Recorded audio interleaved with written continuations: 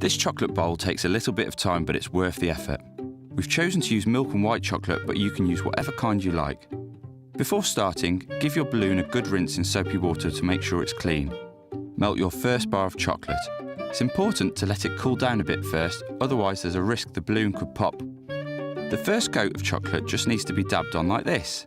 Then pop it in the fridge for about 10 minutes or until it's set. Do the same with the next layer, but this time pile on enough that it starts to drip down the sides.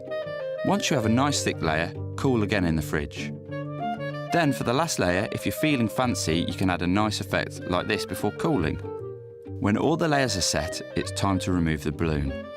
This can be a bit tricky, but by using some sticky tape before piercing a hole, it helps the balloon to deflate slowly. Don't worry if some small bits break off, this will just add to the effect. Once you've got the balloon out, fill with something delicious, like strawberries. And enjoy.